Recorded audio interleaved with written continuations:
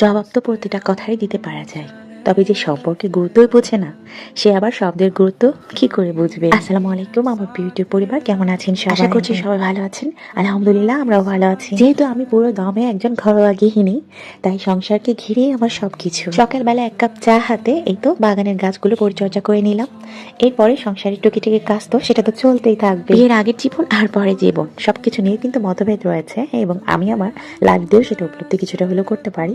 বিয়ের আগে কিন্তু বেশভাবে স্বাধীন ছিলাম, তবে বিয়ের পরে কেন যেন নিজেকে পরাধীন করে নিয়েছি, নিজেকে অনেক বেশি ঘরকোনা আর গুটিয়ে নিয়েছি। জানি না কেন, আসলে আমরা মানুষরা তো স্বাধীন প্রাণী, তারপরও কেন জানি কারো ভালোবাসা পাওয়ার জন্য নিজেকে নিজের মধ্যেও শিকল পরিয়ে বেঁধে রাখি।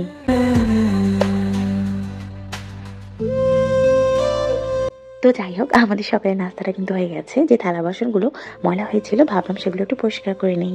শীতের সকালে তো মিষ্টি রোদের প্রহর গুনতে থাকি, তবে এই যে হিমেল হালকা হাওয়া, এটাও কিন্তু আমার কাছে বেশ স্নিগ্ধ লাগে। সকাল সকাল ঘুম থেকে উঠলে সাংসারিক কাজগুলোকে খুব ভালোভাবে করে নিতে পারি। এরপর সারাটা দিন তো ব্যস্ততায় কেটে যায়। রান্না বান্না, খাওয়া দাওয়া, এই ধরনের কাজগুলো তো প্রতিনিয়ত করতে হয়। সাংসারিক আনুষঙ্গিক যে কাজগুলো রয়েছে এগুলো তো করেই থাকি।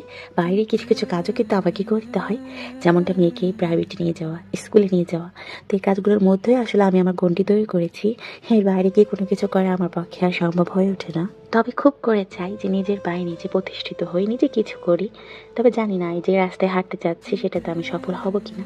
তারপরও হাল তো ছাড়তে নেই, তাই না? তবে যাই হোক, যে অবস্থানে রয়েছে তার জন্য আলহামদুলিল্লাহ। আমি চাই আপনারা প্রতিটা মানুষ যে যার অবস্থানে রয়েছেন সেখান থেকে অনেক বেশি শুকরিয়ার মধ্য দিয়ে নিজের জীবনকে অতিবাহিত করুন। হয়তো এর মধ্য দিয়ে আমরা আমাদের সুখগুলোকে খুঁজে নিব।